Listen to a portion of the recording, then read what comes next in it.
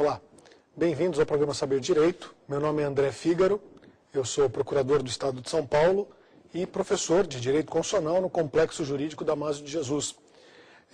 Nesta semana a gente está tratando de um bloco de 5 aulas e nós estamos vendo processo legislativo e espécies normativas. Essa é a 4ª aula desse bloco de matérias e nós estamos em continuidade. A gente estudava na aula passada emenda constitucional. A gente começou a estudar as emendas constitucionais. Antes de continuar, eu queria convidá-los a participar do programa. Se você tiver alguma crítica, sugestão, pergunta, enfim, o e-mail do programa é saberdireito@stf.jus.br. saberdireito@stf.jus.br. Bom, como eu dizia, na aula passada a gente tratava de emenda constitucional. A gente viu para que servem as emendas constitucionais, qual é a utilidade das emendas constitucionais. A gente chegou a tratar até dos tratados internacionais de direitos humanos, ratificados depois da emenda 45, que tem força de emenda constitucional, tem força de norma constitucional, de acordo com o artigo 5º, parágrafo 3º da Constituição. E, no final, nós víamos quais são os limites da emenda constitucional. E a gente viu que a emenda constitucional tem 3 tipos de limites: os limites materiais, limites circunstanciais e os limites procedimentais. Na aula de hoje, a gente vai tratar do processo legislativo das emendas constitucionais. A gente vai ver como são feitas as emendas constitucionais. Nas primeiras aulas, nós estudávamos o processo legislativo ordinário. A gente estudou, portanto, como são produzidas as leis ordinárias e as leis complementares. A gente vai passar a estudar agora como são produzidas as emendas constitucionais. A gente vai ver quem pode propor emenda constitucional, como a emenda constitucional é aprovada na Câmara, no Senado, e depois as etapas finais do processo legislativo das emendas constitucionais. Mas, como início, basicamente a emenda ela tem quase as mesmas etapas no processo legislativo que a lei. Ela vai passar também pela casa iniciadora, depois pela casa revisora. Algumas emendas começam na Câmara, algumas emendas começam no Senado. Então, a ideia básica da aprovação de uma lei vale também aqui para a aprovação da emenda constitucional. Não há, assim, visto de uma forma distante, não há diferenças ontológicas entre o processo legislativo da emenda e o processo legislativo da lei. Existem algumas diferenças, e especificamente isso que a gente vai tratar aqui. Por uma questão de tempo mesmo, eu não vou repetir tudo que a gente viu nas aulas anteriores. A gente não vai tratar de novo de cada fase do processo legislativo. Eu vou mostrar para vocês apenas o que é diferente no processo legislativo da lei, no processo legislativo ordinário e o processo legislativo da emenda constitucional. Tá certo? Vamos lá, vamos analisar então essas primeiras diferenças. Até aqui tranquilo? Alguém tem alguma dúvida? Meu nome é Cláudia Fernandes, sou da Vesticom. Talvez o senhor até iria explicar melhor a respeito disso, mas as mesmas pessoas que propõem as leis são as mesmas que propõem as emendas? Sim, ótima pergunta. O que ela quer saber é se a propositura da lei, a propositura de uma lei ordinária, a propositura de uma lei complementar, é semelhante à da emenda constitucional. Se são os mesmos órgãos que podem propor a lei ou a emenda constitucional, não é? E essa, de fato, é a primeira grande diferença, é a iniciativa da emenda constitucional. A iniciativa da emenda constitucional é muito mais restrita do que a iniciativa da lei. A gente viu ainda na primeira aula aqui que a iniciativa da lei ela está regulamentada pelo artigo 61 da Constituição. E ela é facultada a 10 órgãos. Qualquer deputado, qualquer senador, qualquer comissão da Câmara, do Senado, do Congresso, o Presidente da República, o Procurador-Geral da República, o Supremo Tribunal Federal, os tribunais superiores e o povo, por iniciativa popular.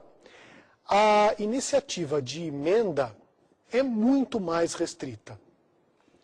A iniciativa de emenda ela está disciplinada no artigo 60, incisos 1, 2 e 3 da Constituição. Artigo 60, incisos 1, 2 e 3 da Constituição.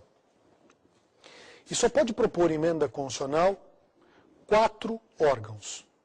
O Presidente da República, 1/3 da Câmara dos Deputados, 1/3 do Senado Federal e mais da metade das Assembleias Legislativas. Eu repito, Presidente da República, 1/3 da Câmara dos Deputados, 1/3 do Senado Federal e mais da metade das Assembleias Legislativas. A Constituição ainda diz manifestando-se cada uma pela maioria relativa de seus membros. Então perceba, como a iniciativa para emenda é muito mais restrita que a iniciativa da lei. Um deputado, por exemplo, pode propor lei, mas um deputado não pode propor emenda constitucional. Precisa de 1/3 dos deputados. A Constituição disciplina a propositura de lei por iniciativa popular, mas a Constituição não disciplina a propositura de emenda por iniciativa popular. Embora, a gente já tenha visto na primeira aula, parte da doutrina entende possível a propositura de emenda por iniciativa popular, mas não há disciplina na Constituição. Então, respondendo objetivamente a sua pergunta, existem essas diferenças. A propositura de emenda é muito mais restrita do que a propositura de lei. Essa, de fato, é a primeira fase do processo legislativo da emenda constitucional. É a iniciativa. A iniciativa reservada só a esses órgãos mencionados no artigo 60, incisos 1, 2 e 3. Tá certo? Proposta a emenda constitucional, ela começa a ser discutida. E do mesmo jeito que a lei, a emenda é discutida na casa iniciadora e na casa revisora.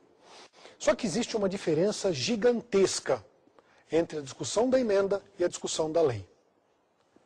Qual é?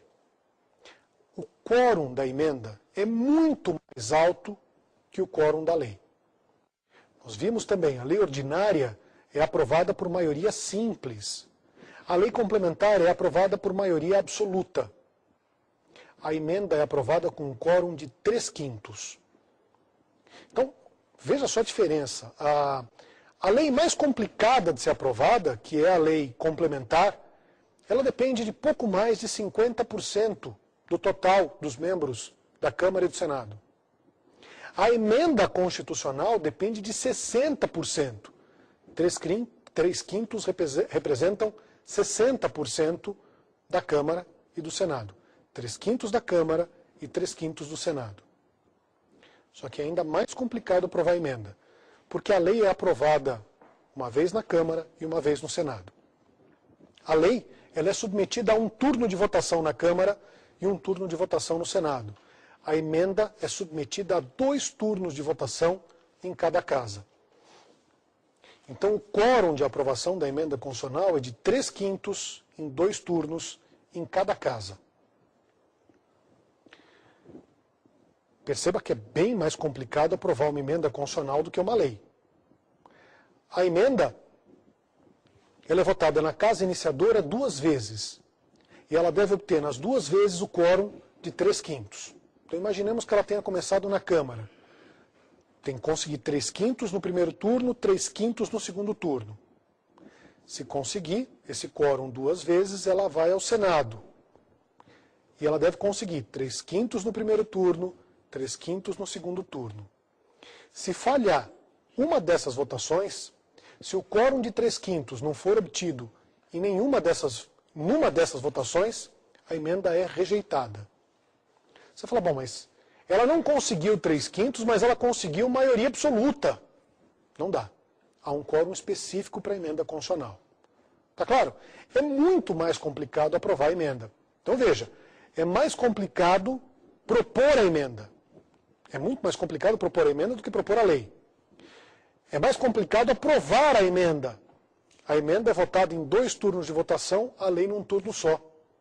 O quórum da emenda é de 3/5. O da lei, maioria simples ou maioria absoluta. É muito mais complicado aprovar a emenda do que aprovar a lei. Aliás, essa característica define a Constituição brasileira como uma Constituição rígida. Essa é a maior dificuldade para a aprovação das emendas constitucionais define a nossa Constituição como uma Constituição rígida. Está claro até aqui? Então a emenda é proposta por um daqueles indicados no artigo 60. Ela é discutida e votada 2 vezes na Casa Iniciadora, 2 vezes na Casa Revisora. E imaginemos que ela seja rejeitada. Se ela não obtiver o quórum de 3/5 em 2 turnos, ela é rejeitada. A rejeição da emenda implica no quê? No arquivamento da emenda. A emenda rejeitada pode ser proposta, matéria da emenda rejeitada, pode ser proposta de novo? A gente já viu na aula passada. Não. Só na sessão legislativa seguinte. Só no ano seguinte. Tá legal? Muito bem. Então, se a emenda for rejeitada numa das 4 votações, se ela não obtiver o quórum de 3/5 em 2 turnos, numa das 4 votações, ela está rejeitada. Por outro lado, se ela obtiver o quórum de 3/5 em 2 turnos, o que acontece com ela? Ela vai para a sanção ou veto? Sim ou não? Não. Não há sanção ou veto da emenda constitucional. Não existe essa fase no processo legislativo da emenda constitucional. Não. O presidente pode sancionar ou vetar a lei, certo? Certo. Mas o presidente pode sancionar ou vetar a emenda constitucional? Não. O presidente não pode sancionar ou vetar a emenda constitucional. Não existe essa fase. Se o presidente da República não gostar da emenda constitucional, o máximo que ele pode fazer é chorar. Ele não tem nenhuma outra medida para se opor à aprovação da emenda. Tá certo? Iniciativa, artigo 60. Discussão, 3/5 em 2 turnos em cada casa do Congresso. Não há sanção ou veto, mas há promulgação. A emenda, ela tem que nascer. E quem promulga a emenda constitucional? São as mesas diretoras da Câmara dos Deputados e do Senado Federal. A emenda é promulgada pelas mesas diretoras da Câmara dos Deputados e do Senado Federal. De novo, diferentemente do que acontece com a lei. A lei, ela é submetida à sanção ou veto e é promulgada pelo presidente da República. A emenda não. Ela não é submetida à sanção ou veto e é promulgada pelas mesas diretoras da Câmara e do Senado. Não diga mesa do Congresso, porque a mesa do Congresso é diferente da mesa da Câmara e do Senado. A emenda não é promulgada pela mesa do Congresso. A emenda é promulgada pela mesa da Câmara e pela mesa do Senado. Tranquilo, gente? Muito bem. E depois a emenda é publicada com o respectivo número de ordem, com o número que ela receber. Tá certo? Este é, portanto, o maravilhoso mundo da emenda constitucional. Dúvidas sobre emenda constitucional? Pois não. Existe a possibilidade de uma emenda constitucional sofrer uma ADIM? Augusto perguntou se há possibilidade da emenda constitucional ser impugnada numa ação direta de inconstitucionalidade. Sim, é possível. O que a gente está tratando aqui? Bom, se a emenda pode ser impugnada numa ADIM, significa dizer que a gente pode ter norma constitucional e inconstitucional. Pode haver norma constitucional e inconstitucional? A resposta é: depende da norma constitucional. Não há norma constitucional originariamente inconstitucional. Então, o texto original da Constituição, ele é todo constitucional. Por outro lado, a pergunta do Augusto trata de outra situação. Se a emenda pode padecer de inconstitucionalidade. A emenda pode contrariar a Constituição? A emenda, o papel dela é contrariar a Constituição. Você não muda a Constituição sem bater de frente com o texto vigente. Se a Constituição diz amarelo, a emenda vai dizer verde. A ideia da emenda é mudar o texto constitucional. Agora, ela pode mudar todo o texto constitucional? Não. Existe um pedaço que ela não pode alterar. As cláusulas pétreas. Então, é possível sim ajuizar uma ADIM ou o exercício do controle difuso de constitucionalidade ou, eventualmente, uma DECOM contra uma emenda constitucional, desde que ela ofenda uma cláusula pétrea. Do ponto de vista material, a emenda pode ser declarada inconstitucional se ela ofender uma cláusula pétrea. Não só na ADIM, mas em qualquer forma de controle de constitucionalidade, difuso ou concentrado. Tá certo? Só para fechar o assunto que a gente começou. Existe norma constitucional e inconstitucional? Originária, não nenhuma. Estabelecida pelo poder constituinte derivado, estabelecida, portanto, por emenda, é possível. Do ponto de vista estritamente material, também pode haver inconstitucionalidade formal, a emenda pode ser inconstitucional se ela ofender uma cláusula pétrea. Certo? Temos outra pergunta? Esse projeto que passa pela casa iniciadora, que depois vai para a revisora, caso a revisora retorne, a iniciadora pode fazer a réplica disso aí, retornar de volta?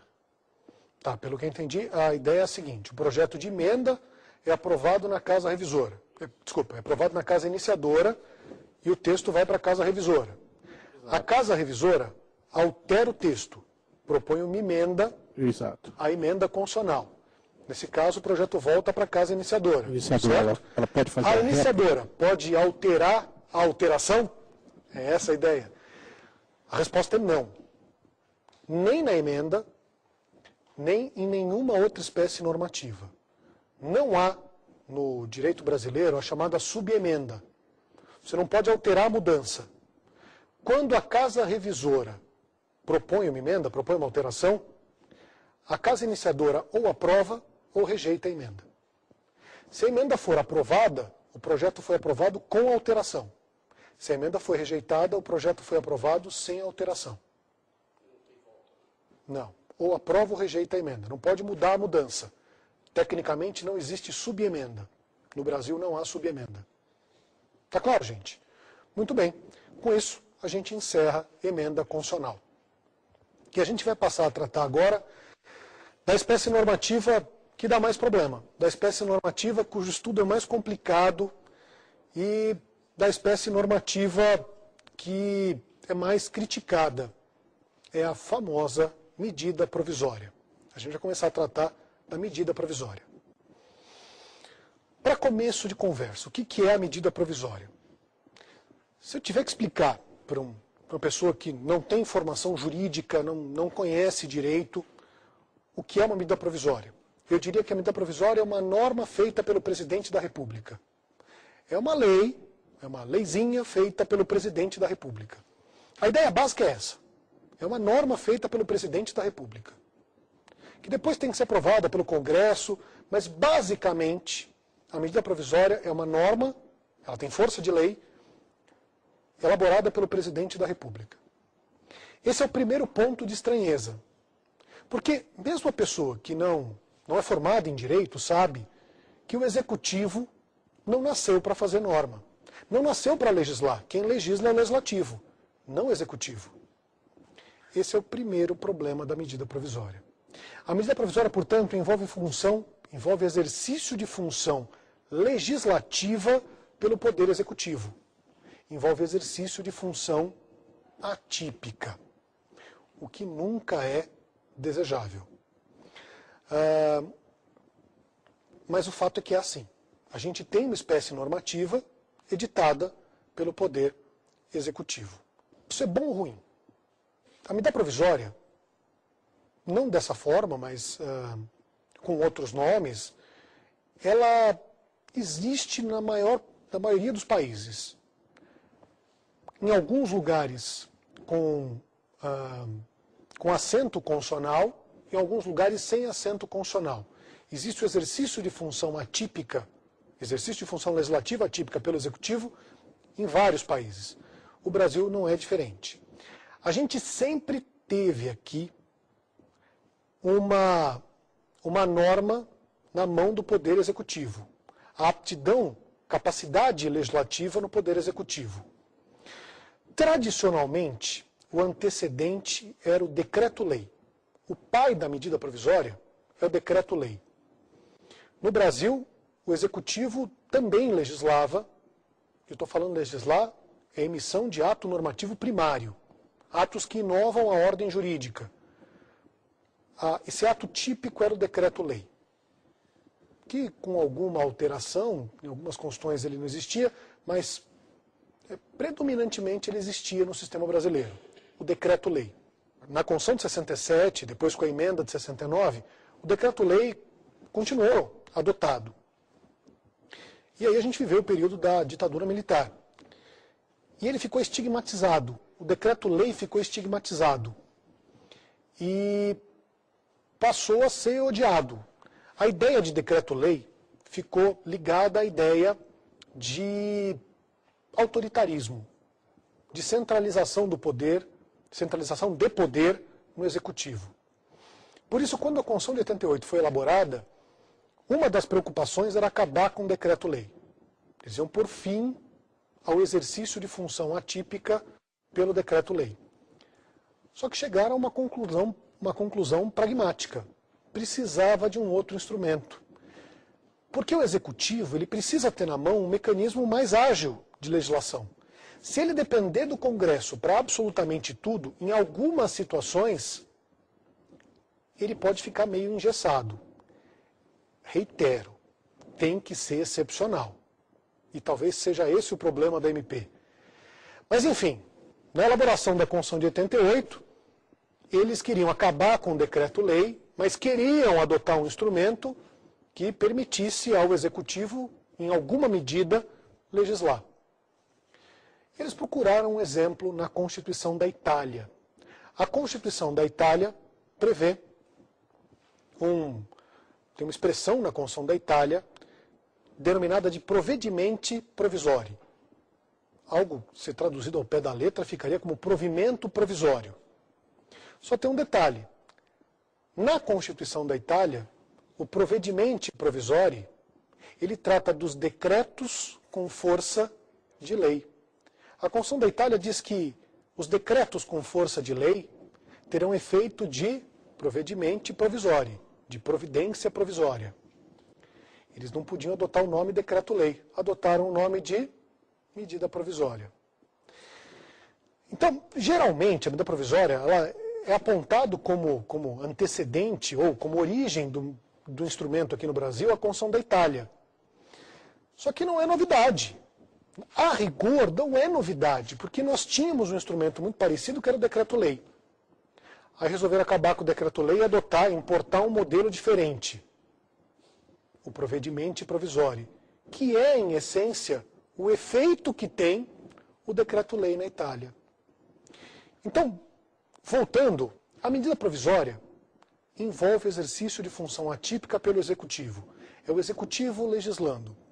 Isso é bom ou ruim? Isso não é desejável. Não é desejável, mas é uma necessidade. É um mal necessário, se é possível dizer isso. Em algumas situações, em situações excepcionais, a MP é necessária. Para relevância e para urgência, para situações de relevância e urgência, ela é mesmo necessária. Se vocês me permitem uma crítica, um juízo de valor mesmo, o problema não está na existência da MP. O problema está no abuso da utilização da MP. O problema está em tentar regulamentar tudo por medida provisória. Aí sim ocorre um desequilíbrio entre os poderes. Num certo sentido, isso acaba ocorrendo porque o próprio legislativo não impõe limite. Porque a medida provisória vale enquanto o legislativo quiser. O presidente expede MP. Se o legislativo votar e rejeitar, acabou a MP. Em maior ou menor grau, a MP, o uso abusivo das MPs, só ocorre porque em maior ou menor grau o legislativo deixa. Porque ele tem o poder, ele tem a palavra final sobre essa espécie normativa. O legislativo pode mesmo rejeitar a medida provisória. Tá legal, gente? Feita essa introdução, vamos estudar a medida provisória de um jeito técnico. O que é a medida provisória? A medida provisória é uma espécie normativa, editada pelo Presidente da República. É uma espécie normativa editada pelo Presidente da República para regulamentar matéria relevante e urgente. A MP é uma espécie normativa editada pelo Presidente da República para regulamentar matéria relevante e urgente, que possui força de lei e vigência provisória de 60 dias. A MP é uma espécie normativa editada pelo Presidente da República que possui força de lei e vigência provisória de 60 dias. Falando de um jeito absolutamente informal, é uma leizinha feita pelo Presidente da República, que vale provisoriamente. É basicamente isso, a medida provisória. Tá certo? Muito bem. Eu vou dissecar esse conceito básico. Por hora, perguntas? Diga.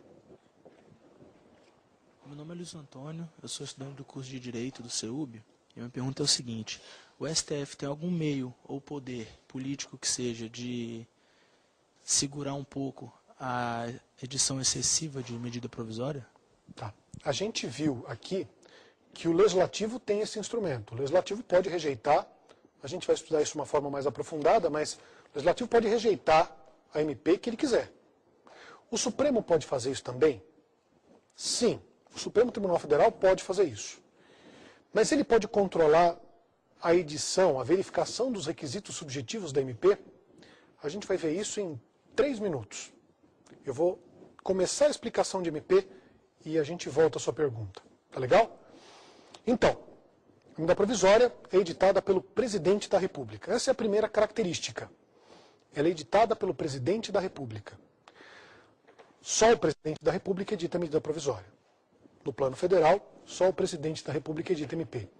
A questão importante é a seguinte: os estados podem editar a medida provisória, os governadores de estado podem editar a medida provisória? Em respeito à simetria, se o presidente tem esse poder, o governador também tem? E a resposta é simples também. O estado, o governador pode editar a medida provisória desde que a Constituição do estado permita. Então, nos estados em que existe na Constituição estadual a previsão de MP, o estado pode editar MP.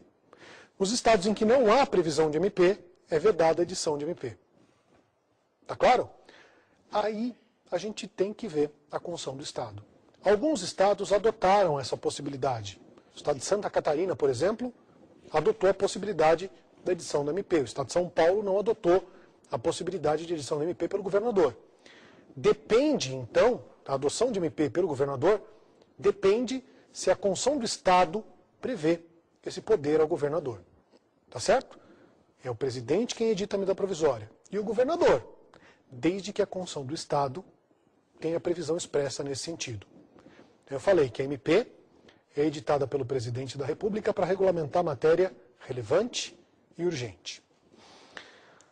A gente esbarra aqui, talvez, no grande problema interpretativo das MPs. O que é relevante e o que é urgente?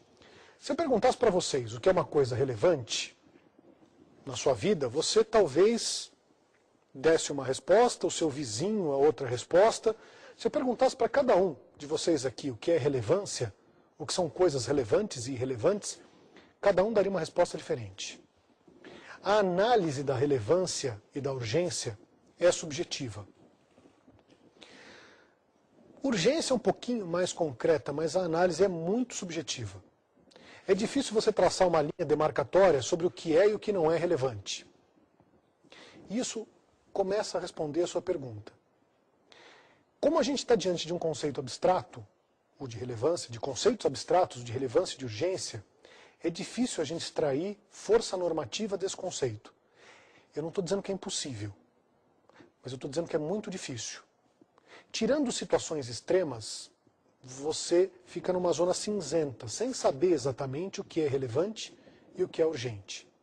Então imaginemos, é possível a edição de medida provisória para contratação de médicos e de suprimentos para o controle da gripe suína?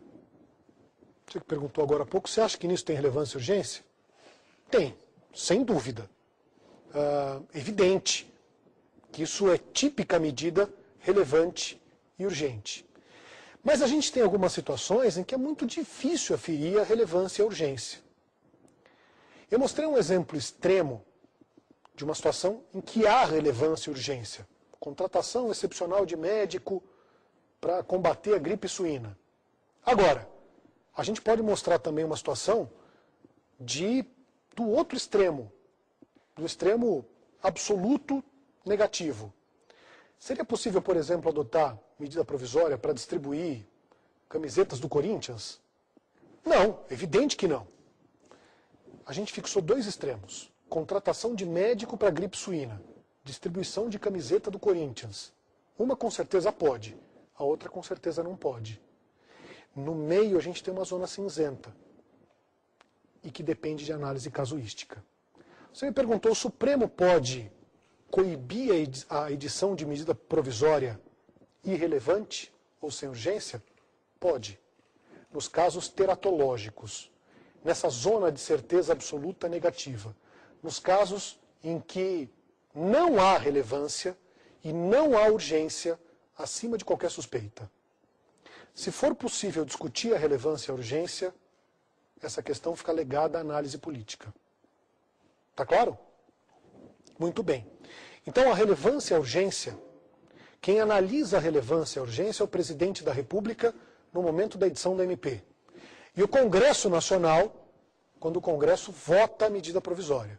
Teoricamente, a medida provisória irrelevante ou sem urgência deve ser rejeitada pelo Congresso.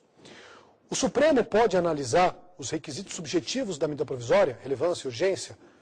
Pode, desde que haja teratologia, monstruosidade. Medida provisória, obviamente, irrelevante ou sem urgência. Deu para entender, gente? Muito bem. Então a gente analisou a relevância e a urgência. A medida provisória tem força de lei. Ela não é lei, mas ela tem força de lei. Ela vale como se fosse lei, sem ser lei. Tá certo? E ela tem vigência provisória de 60 dias. O presidente da República, quando expede uma medida provisória, ela é quase como uma bomba relógio. Ela vale por 60 dias. Deu 60 dias, teoricamente, esse é o prazo de validade básico da MP. Esse prazo pode ser revogado, pode ser prorrogado uma vez só, por mais 60 dias. Então, definindo de uma forma mais clara, qual é o prazo de vigência das medidas provisórias? O prazo é de 60 dias, prorrogáveis uma vez, por mais 60 dias.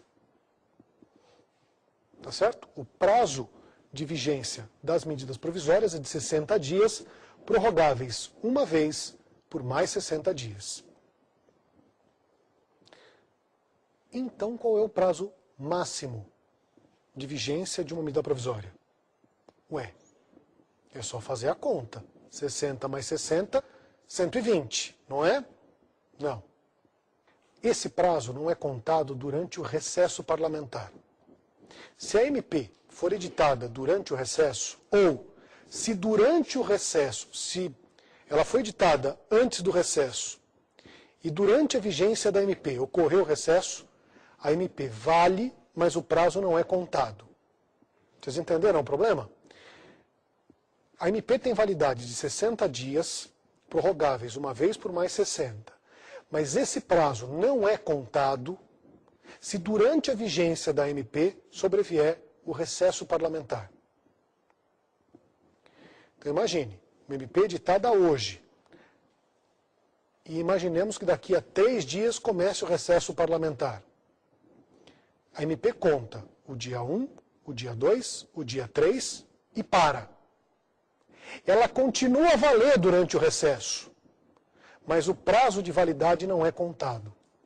Portanto, ela pode valer eventualmente mais do que os 120 dias se durante a vigência da MP tiver ocorrido o recesso parlamentar. Vamos arredondar tudo. Prazo de vigência das MPs, 60 dias, prorrogáveis uma vez por mais 60. Ótimo.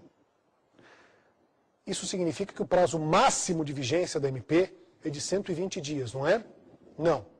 Porque se durante a vigência da MP tiver ocorrido o recesso parlamentar, a MP tem vigência, mas o prazo não é contado. Quando que a MP tem seu prazo prorrogado? Eu falei para vocês que é de 60 dias prorrogáveis, uma vez por mais 60. Quando que ocorre a prorrogação do prazo da MP? Perceba que eu tenho mencionado aqui prorrogação, não reedição. A emenda 32, que reformulou as medidas provisórias, ela, num certo sentido, acabou com a reedição de medida provisória. O que ocorre hoje é a prorrogação dos efeitos da MP. Quando que ocorre essa prorrogação? Se a MP não for votada nos 60 dias. Então, imaginemos, a MP é expedida pelo presidente da República e ela começa a valer. Ela vai ao Congresso, ela é submetida ao Congresso. Se nesses 60 dias ela não for votada, ela é automaticamente, ela tem seu prazo, sua validade automaticamente prorrogado. Ela tem a sua validade automaticamente prorrogada por mais 60 dias. Não há interferência do presidente da República nesta prorrogação. Tá certo? Tranquilo? Muito bem. Antigamente não. Antigamente ela valia por 30 dias e o presidente reeditava e reeditava e reeditava. Hoje não mais. Ela vale por 60 dias. Se ela não for votada nesses 60 dias, ela é prorrogada uma vez por mais 60 dias. Se ela for votada e aprovada, tem um outro destino. Se ela for votada e rejeitada, tem um outro destino. Existe a prorrogação dos efeitos só se ela não for votada nos 60 dias. Tá legal? A gente vai começar a estudar agora o processo legislativo das medidas provisórias. Processo legislativo das MPs. Como que a MP é votada no Congresso? A MP, quando o presidente a expede, ela é submetida imediatamente ao Congresso Nacional. Se ele expedir uma MP hoje, amanhã ela vai para o Congresso. É essa a ideia. E de que forma que o Congresso vota a MP? O Congresso vota a MP do mesmo jeito que se vota uma lei ordinária? A resposta é não. Por um motivo simples, porque a MP ela tem um atributo que a lei ordinária não tem, que as outras normas não têm. Ela tem força de lei na data da edição. Ela sai quente do Palácio do Planalto. Ela vale como lei na data da edição. Então, o que a gente vai discutir aqui como processo legislativo das MPs ocorre com a MP já gerando efeito. O presidente expede a MP, ela começa a gerar efeito no mundo fenomênico. E, paralelamente a isso, o Congresso vota a MP. A gente vai ver especificamente como é a votação da MP no Congresso Nacional. São 3 etapas. A primeira etapa é a formação de uma comissão mista no Congresso. O Congresso deve formar uma comissão mista de deputados e senadores para analisar a medida provisória. Comissão mista exatamente pelo fato dela misturar deputados e senadores. Tá certo? Então, o primeiro passo vai ser formada uma comissão mista e essa comissão mista vai emitir um parecer sobre a medida provisória. A comissão mista vai emitir um parecer sobre a MP. O que vai ser avaliado nesse parecer? Primeiro, a presença dos requisitos subjetivos para a edição da MP. Ou seja, o parecer vai analisar se há relevância e urgência para a análise da medida provisória. Primeiro, os requisitos subjetivos. Segundo, a constitucionalidade da MP. Porque a MP não passa pela CCJ. A MP ela tem a sua constitucionalidade analisada pela comissão mista. Tá certo? Primeiro, vai analisar os requisitos subjetivos da MP. Segundo, serão analisados os aspectos constitucionais da MP. O Congresso, a comissão mista, vai analisar se a medida provisória é constitucional ou inconstitucional. Terceiro, os aspectos financeiros da MP. A comissão mista vai analisar se tem dinheiro para pagar o que a MP determina. E quarto, vai analisar a conveniência e oportunidade da MP. Vai analisar o mérito da MP, vai ver se ela é boa ou ruim. Tá certo? Então, primeira etapa, ela vai passar por uma comissão mista que vai analisar requisitos subjetivos, constitucionalidade, aspectos financeiros e mérito da MP. Depois disso, a comissão mista tem 14 dias para emitir o parecer. 14 dias para emitir o parecer. Muito bem. Feito o parecer pela comissão mista, a medida provisória vai para a Câmara. A medida provisória vai ser votada na Câmara. Essa é a segunda etapa. Primeira etapa, parecer pela comissão mista. Segunda etapa, votação da MP na Câmara dos Deputados. Votação da MP na Câmara dos Deputados. Então a Câmara vai aprovar ou rejeitar a MP. E perceba, a comissão mista não vota a MP. Quem vota a MP é a Câmara. Muito bem. A gente vai ver o que acontece se ela for aprovada ou rejeitada mais para frente. Mas por hora, a Câmara vota a MP. Aprova ou rejeita. Se a Câmara aprovar a medida provisória é submetida ao Senado Federal, que vota também a MP. Então perceba que são 3 etapas simples. Parecer da comissão mista, votação pela Câmara e votação pelo Senado. São só essas 3 etapas. Parecer pela comissão mista, votação na Câmara e votação no Senado. Cada uma dessas etapas tem o prazo de 14 dias. São 14 dias para o parecer na comissão mista, 14 dias para a votação na Câmara e 14 dias para a votação do Senado. Falta um detalhezinho. Então, 14 dias para a comissão mista, 14 dias na Câmara, 14 dias no Senado. Falta um pequeno detalhe. Se o Senado aprovar alguma coisa diferente do que a Câmara aprovou, o projeto volta para a Câmara. A MP, na verdade, volta para a Câmara. Do mesmo modo que a gente viu que acontece com a lei ordinária, com a lei complementar, com a emenda constitucional. Se houver alteração no Senado, a medida provisória volta para a Câmara. Para a Câmara votar a alteração proposta pelo Senado. E a votação da alteração tem um prazo de 3 dias. Certo? Então os prazos são 14, 14, 14 e mais 3. 14 na comissão mista para fazer o parecer. 14 na Câmara para votar. 14 no Senado para votar. E mais 3 na Câmara para votar a eventual alteração proposta pelo Senado. Eu vou perguntar 2 coisas para vocês que parecem ser a mesma pergunta, mas são coisas diferentes. Qual é o prazo de validade das medidas provisórias? Foi a primeira coisa que a gente viu. 60 dias, prorrogáveis uma vez por mais 60 dias. Qual é o prazo que o Congresso tem para votar a medida provisória? É só somar esses 3 prazos. 45 dias. Veja que são 2 coisas diferentes. Prazo de vigência da MP. 60 dias, prorrogáveis uma vez por mais 60. Prazo que o Congresso tem para votar a MP, 45 dias. 2 coisas diferentes. Não confunda um prazo com outro. E mais do que isso, um prazo não tem nada a ver com o outro. Se a MP não for votada nos 45 dias, ela continua a valer até 60. Se ela não for votada nos 60, ela continua a valer até os 120. O prazo de 45 dias não é para a validade da MP, é para o Congresso. Mesmo que ela não seja votada nos 45 dias, ela tem validade até os 60. São 2 prazos independentes.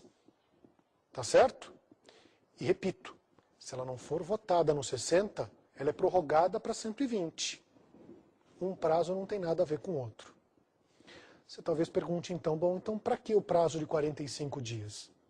Se o prazo de 45 dias não influencia na vigência da medida provisória, por que esse prazo? Por que a existência desse prazo, se a medida provisória vai valer, mesmo que esse prazo não seja observado? A resposta é simples. Esse é um prazo para o Congresso. Se o Congresso não votar a medida provisória em 45 dias, ocorre o que a gente chama de trancamento de pauta. Trancamento de pauta. Se a MP não for votada em 45 dias, a não votação em 45 dias provoca o trancamento de pauta. O que é o trancamento de pauta? É o sobrestamento de todas as votações, de todas as deliberações do Congresso Nacional. É o sobrestamento de todas as deliberações do Congresso Nacional. Em tese, o Congresso não pode aprovar nada mais enquanto a MP não for votada. As votações são suspensas e a MP entra em regime de urgência. Enquanto a MP não for votada, nada mais pode ser votado. Está claro? Ao sobrestamento das votações e a MP entra em regime de urgência. Ela tranca a pauta da casa onde ela estiver tramitando. Se ela estiver na Câmara, ela tranca a pauta da Câmara. Se ela estiver no Senado, ela tranca a pauta do Senado. É essa a ideia. Tá legal? Só para arredondar esse pedaço da aula. Medida provisória que não é votada em 45 dias provoca o trancamento de pauta. Ficam sobrestadas as votações na casa onde ela estiver tramitando. E a MP entra em regime de urgência. Enquanto a MP não for votada, nada mais pode ser votado. Tá certo? Muito bem. Isso era assim até poucos meses atrás. Há poucos meses atrás, o presidente da Câmara, o atual presidente da Câmara, o deputado Michel Temer, que é professor de Direito Constitucional, ele deu uma interpretação diferente para esse sobrestamento. O professor Michel Temer entendeu, o deputado Michel Temer entendeu, que o sobrestamento só atinge espécies normativas do mesmo grau hierárquico. Que espécies normativas de outros níveis hierárquicos, de outras naturezas, de natureza diversa da MP, eles poderiam ser votados.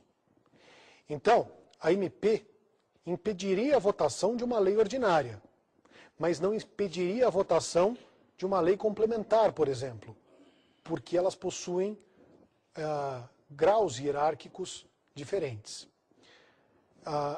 Essa decisão do deputado Michel Temer foi questionada no Supremo Tribunal Federal e a ação que questionava essa deliberação teve a liminar indeferida pelo ministro Celso de Mello. Até a data da gravação desta aula, não houve decisão ainda sobre o mérito dessa ação. A gente aguarda para ver se a deliberação, se a suspensão determinada pelo não cumprimento dos 45 dias se aplica a qualquer deliberação ou só deliberações de normas com o mesmo status hierárquico da MP. A gente aguarda ainda a conclusão dessa ação.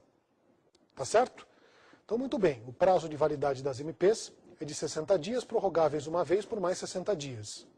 E o Congresso tem que votar a MP em 45 dias, sob pena de trancamento de pauta. Com isso, a gente termina a primeira parte da aula de medida provisória. Na aula de hoje, a gente acabou a emenda constitucional, a gente analisou os aspectos finais, especialmente os aspectos procedimentais da emenda constitucional, e a gente começou a analisar a medida provisória. A gente estudou a natureza da medida provisória, os requisitos para a edição da medida provisória, e nós estamos analisando o processo legislativo da medida provisória. Na próxima aula, nós vamos terminar o estudo da MP e analisar as demais espécies normativas.